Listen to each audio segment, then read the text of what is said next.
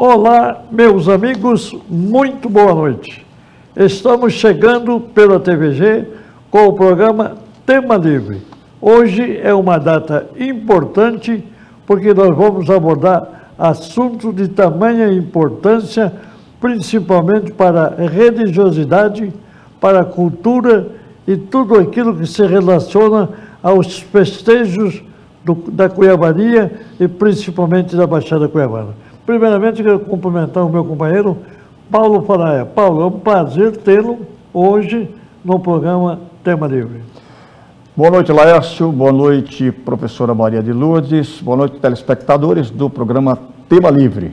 É uma honra poder hoje fazer parte deste programa tão importante, recebendo a professora Maria de Lourdes aqui na nossa televisão.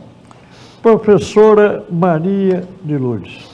A senhora, além de professora, é doutora, porque recentemente a senhora fez um doutorado defendendo uma tese de suma importância para a Cuiabania. O que se trata disso?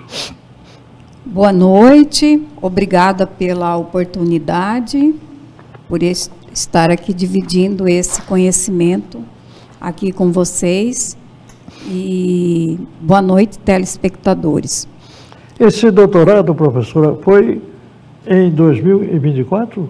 Foi, eu defendi dia 4 de abril e trata-se das práticas culturais afro na festa de São Benedito em Cuiabá.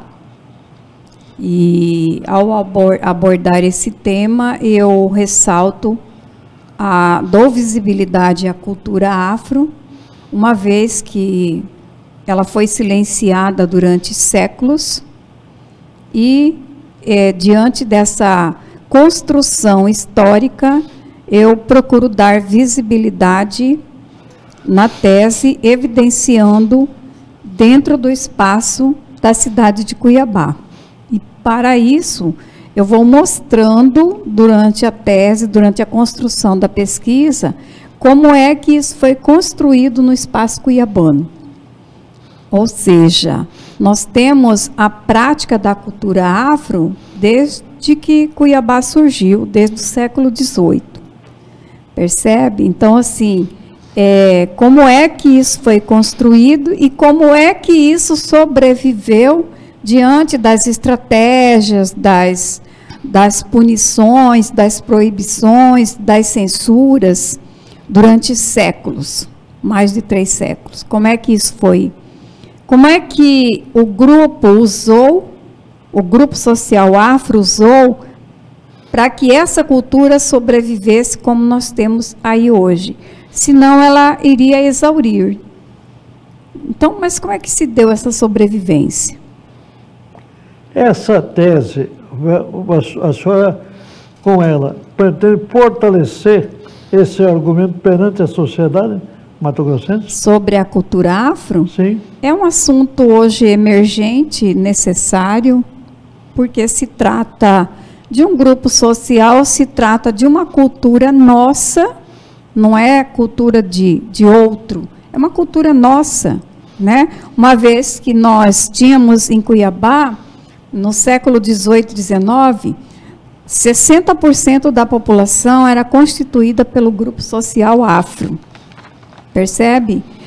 Havia indígenas, havia os brancos, os pardos mestiços, 60% era do grupo social afro.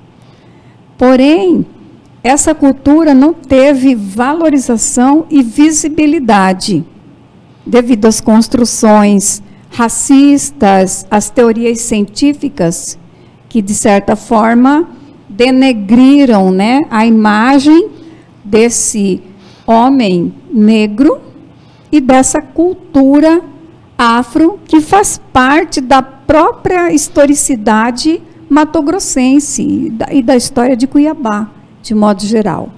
Por isso ela é importante e é emergente no sentido de que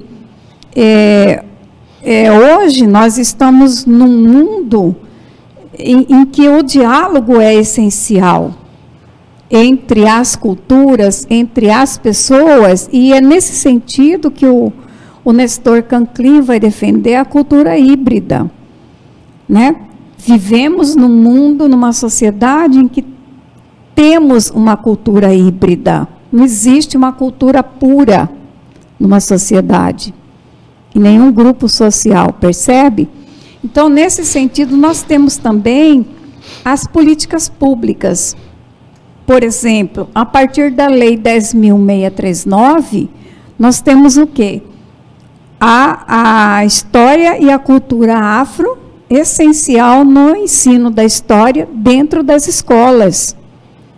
Percebe? Então, por isso é importante, por isso é emergente o assunto, uma vez que a formação escolar e a formação social, mesmo sendo fora do espaço escolar, pouco conhece sobre determinadas práticas culturais do grupo social afro.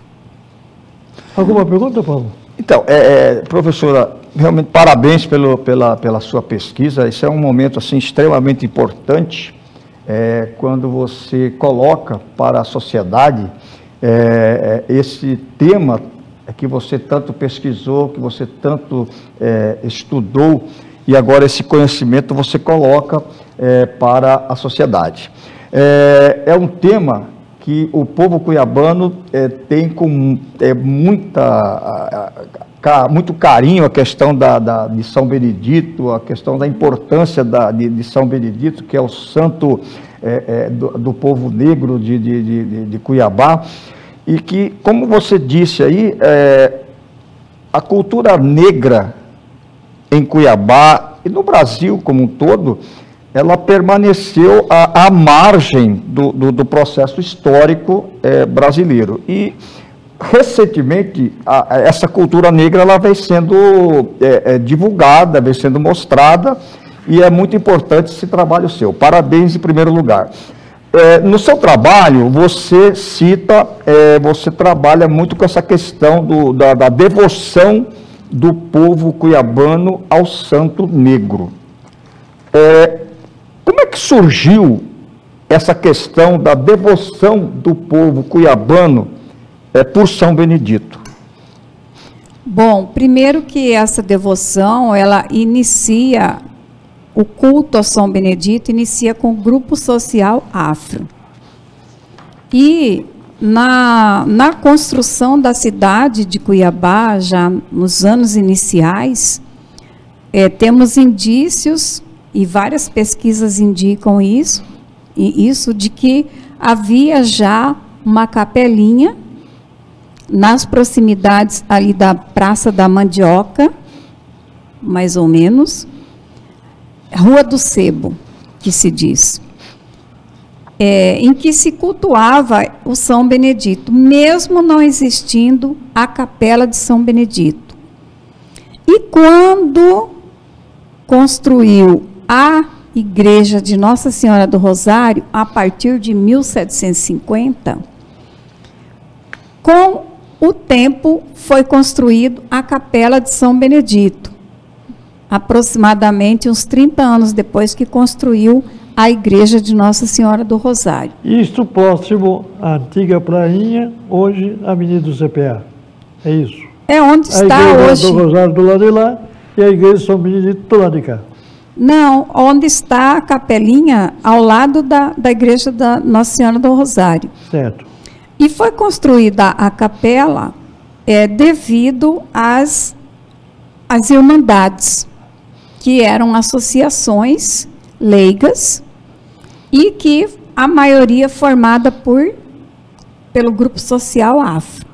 E aí, ao construir, para que essa capela fosse construída, na época não se construía uma capela sem autorização do Vaticano. Uma vez que já existia uma igreja, era necessária a permissão do Vaticano para ela ser anexada a uma já existente, no caso, a Nossa Senhora do Rosário. Como ela já existia, então foi autorizada a construção da Capela de São Benedito, e porque ela também já tinha um grupo social que chamada de Irmandades, que de certa forma são eles que vão fazer esse movimento da devoção ao santo, e com o tempo isso vai ultrapassar a própria devoção à Nossa Senhora do Rosário e ao próprio Senhor do Bom Jesus de Cuiabá, que é o nosso padroeiro. É por isso que hoje, muitas vezes, as pessoas confundem o padroeiro como sendo São Benedito, que não é, e que é o Nosso Senhor do Bom Jesus de Cuiabá. O padroeiro da capital Cuiabá é o São Bom Jesus de Cuiabá. Isso. Não é São Benedito. Não, e muitas vezes ele é confundido. Devido à religiosidade do povo. Exatamente. A dimensão que o santo teve foi impactante, né, na vida da sociedade cuiabana e hoje da grande região metropolitana, né, matogrossense, por diversas razões. Vamos dizer assim, essa devoção, ela cresce primeiro pelo próprio grupo social afro, que em sua maioria era a maioria da população. Segundo, que não pagava nada para participar dessas irmandades, você podia associar, e o fato de você associar numa irmandade dessa, para a época da escravidão, quando são os primórdios dessa construção da devoção, da própria igreja e da própria devoção, havia vamos dizer assim, uma certa proximidade com o santo, pela cor, certo, pela história de vida do santo, de gente humilde, por ser analfabeto, São Benedito. Cozinheiro, né? Cozinheiro, protetor dos cozinheiros.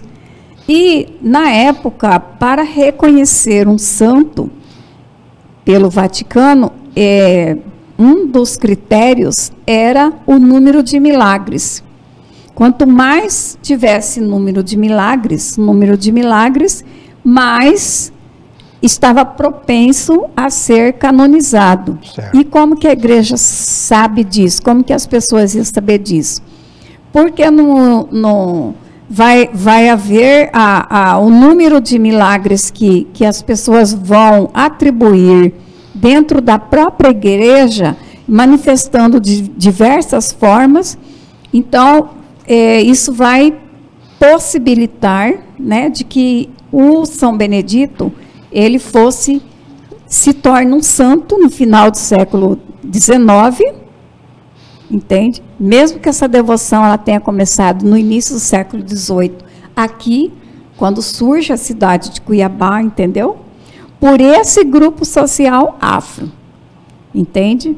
Então, assim, uma outra questão é o número de milagres, a cor, como se fosse um parentesco, né? Então, e a questão social, financeira. E a questão financeira, por ele ser pobre, negro, analfabeto, humilde. Tudo isso facilitou. Isso se tornar um santo. Deu uma certa, vamos dizer, proximidade, trazia uma proximidade, como se fosse um parentesco, né?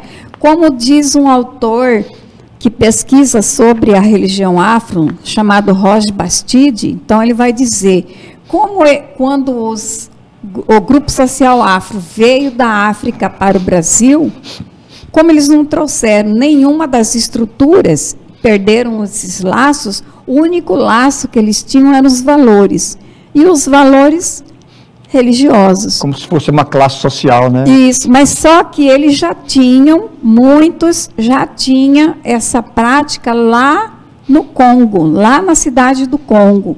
Isso já era uma prática, já tinha essa prática quando Portugal já tinha estado lá, no sentido de colonizar, né, fazer do Congo uma outra Portugal, uma mini Portugal. Então, houve já lá, antes deles virem, eles já tinham esse conhecimento. Muitos dos que chegaram aqui, dos grupos sociais afro que chegaram aqui, já tinham um certo conhecimento ainda que imposto, forjado, né, com a religião católica e com os santos. Porque, na verdade, segundo Roger Bastido, os santos vão servir de nichos para trazer essa proximidade entre o grupo social afro e a igreja. Eu vou começar a ilustrar a fala da senhora dentro do programa Tema Livre, para que a senhora tenha condições de passar o vosso conhecimento ainda de uma outra forma para aqueles que estão acompanhando o Tema Livre. Laércio Silva, coloca na tela para mim um vídeo e ela daqui a pouco vai falar a respeito disso. Por favor.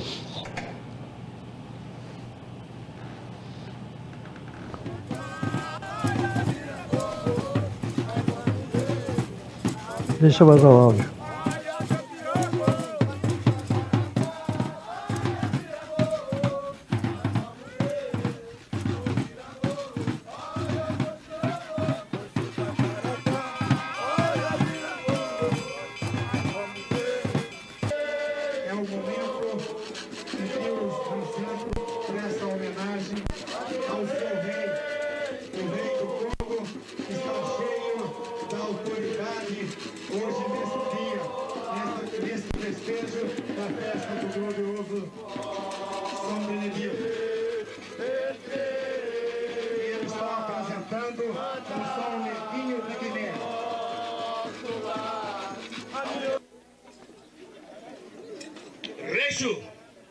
Sou espreitino que não é coroa de pena, de tiro aquela seta, metido de ama contra a rei da monarca. Contra meus reinos, secretário, vai me congear que mucamba são estas. Se for gente de festa, grita festa, mas em festa. E se for gente de guerra, comanda guerra, mas em guerra, vai ver? Se o senhor engana, escambanha. Foi o momento que o seu rei deu uma voz de ordem ao seu secretário para investigar que barulhos são esses que estão acontecendo dentro do seu reinado. Com barulhos ameaçadores da sua coroa. Assim que seu rei tomou informação do que está acontecendo, ameaçando a sua coroa, convocou o seu filho para trazer preso o embaixador de guerra, assim conforme manda a determinação do seu reinado. Nesse momento vão dar a palavra de ordem de prisão ao embaixador. E o embaixador disse: "Disse meu filho, eu obedeço o seu chamado." O filho do rei que vai trazer o embaixador até na presença do senhor rei. Eu trago na tese, que é uma das práticas culturais que acontecia na festa de São Benedito, aqui em Cuiabá. E só tem 2 cidades que apresentam essa dança. Somente Nossa Senhora do Livramento e Vila Bela da Santíssima Trindade. Que continuam preservando. Só essas 2 cidades do estado de Mato Grosso que têm essa prática cultural. Ela,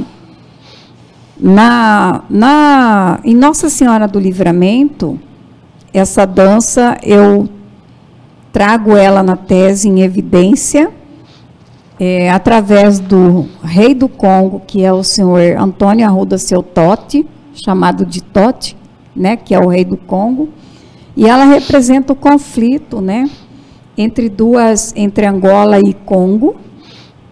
E aí, em Nossa Senhora do Livramento, essa prática tem mais de 200 anos, assim como em Vila Bela também.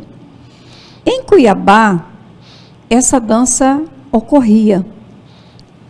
Ocorria quando, no século XVIII, no século XIX, nós tivemos essa dança do Congo no Largo do Rosário, nas proximidades do Largo do Rosário, e durante a festividade da dança da festa de São Benedito.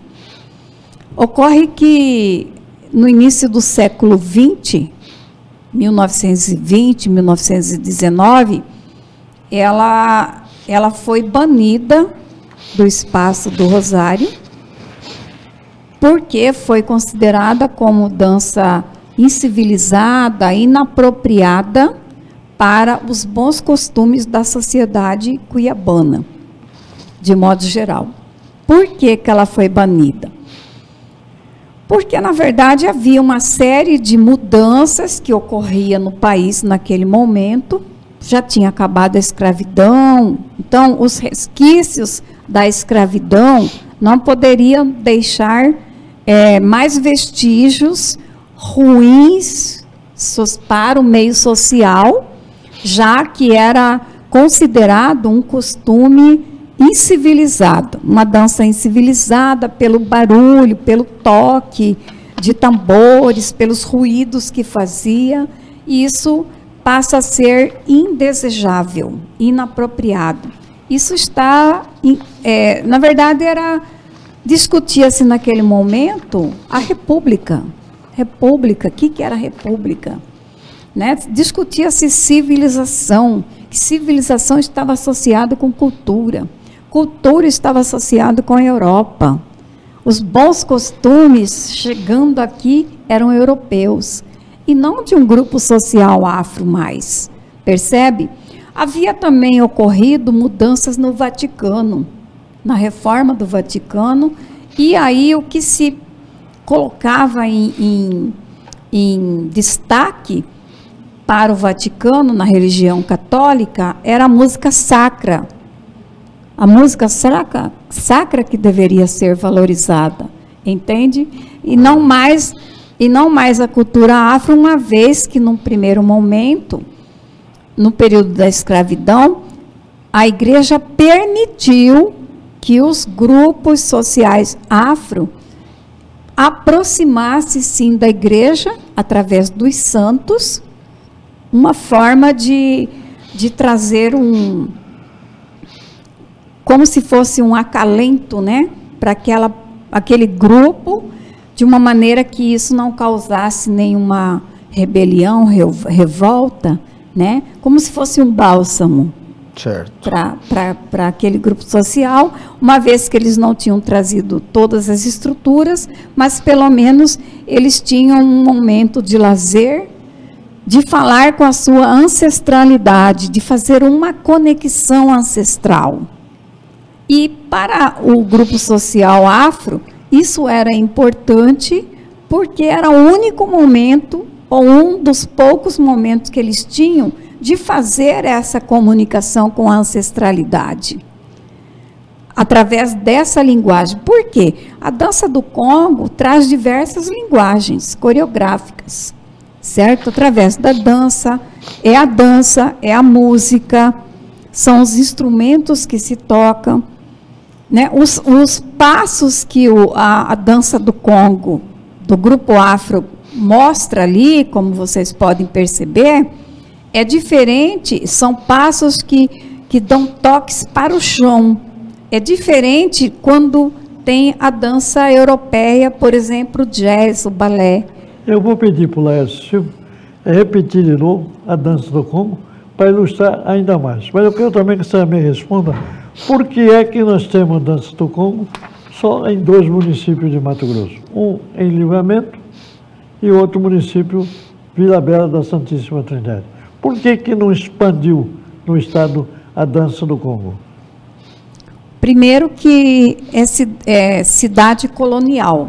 Cidade colonial, nós temos o sistema da escravidão, certo? Com o sistema da escravidão, nós temos o grupo social afro em sua maioria, entende? Isso é uma questão. E uma parte do estado do Mato Grosso, vocês sabem, que surge depois da década de 50, com a Marcha para o Oeste, com a década de 70, com o governo militar, percebe? Então, que vai dar continuidade na Marcha para o Oeste. Então, nesse sentido, só as cidades coloniais que pode ter essa preservação cultural, não significa que tem que ser. E, no caso de Cuiabá, que tinha, mas que depois foi banida, mas a de Vila Bela permanece e a de Nossa Senhora Livramento também. E aí eu trago na tese, né, se em Cuiabá ela foi banida devido a esses conceitos... A elite que era mais forte, né? Devido a esses Baniu. conceitos, em Livramento, em Nossa Senhora do Livramento, havia outras questões que, de certa forma, facilitava a permanência dessa cultura lá. Por exemplo, ela permanece lá porque lá a dança do Congo está ligada com a Casa de São Benedito. E a Casa de São Benedito é uma propriedade privada, não faz parte de uma instituição clerical, igual Cuiabá era, percebe? Essa é uma das questões. Por que lá permanece em Nossa Senhora do Livramento? E Cuiabá não permanece? Não, ela foi banida em 1920. E depois disso, nunca mais ela retoma. A outra questão também, que há pistas de que ela tem raízes nos quilombos. Mata-cavalo. Em Livramento, essa dança do Congo, ela nasce dentro do quilombo Mata-Cavalo, que próximo ali da própria cidade, né, de Nossa Senhora do Livramento. Então, essa é uma outra questão.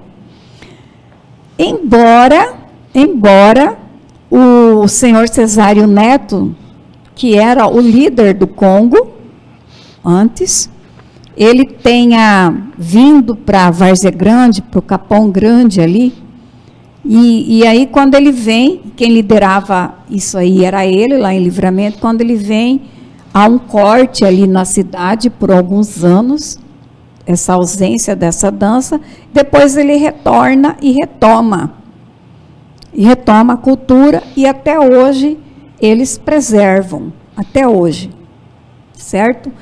E inclusive as crianças hoje, fala Congo Mirim, né? Tanto em Vila Bela quanto em Nossa Senhora do Livramento, as crianças aprendem, né? Porque assim, é uma cultura que, como o senhor vê, quantas cidades, municípios nós temos no estado de Mato Grosso? Mesmo que seja colonial. E só 2 municípios? E só 2 tiveram. Por quê? Porque tinha o grupo que... Afrodescendente. Cáceres tinha afrodescendente? Tinha, mas não tinha a prática de dançar o Congo, a dança do Congo. E isso está associado com a festa de São Benedito. E a dança do Congo, ela, pelo seu colorido e pela forma que eles se apresentam, chama a atenção e muito da população. Eu estava observando no vídeo, pode colocar aí, Lércio, mais uma vez, a dança do Congo, para que o telespectador possa ter certeza daquilo que está sendo demonstrado aqui pela professora e doutora Maria de Lourdes. Pode deixar rodar. E tem toda uma encenação. Ali é em Vila Bela, né? É Vila Bela. É uma apresentação teatral, é uma coreografia. Então, eles contam uma história até o através enredo, da dança. Até o enredo. Tem o rei, tem a rainha. E Vila Bela da Santíssima Trindade hoje também é uma cidade conhecida por causa dessa cultura da dança do Congo, né? Então, quer dizer, essa demonstração é uma peça teatral, professor? Eles contam uma história e faz uma dramatização. Depois tem as cantigas e as rezas. Tudo tem um significado. É muito interessante. Mas isso aí é cultura que, como eu estava te dizendo, Paulo, está muitas vezes um pouco distante do aprendizado escolar.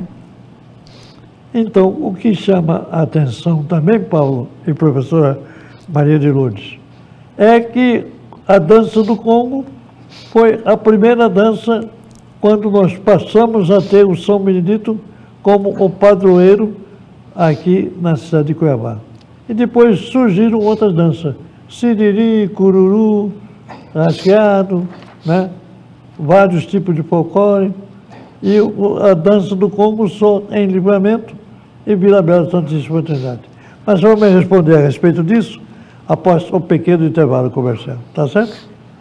Vamos para o intervalo, Laércio.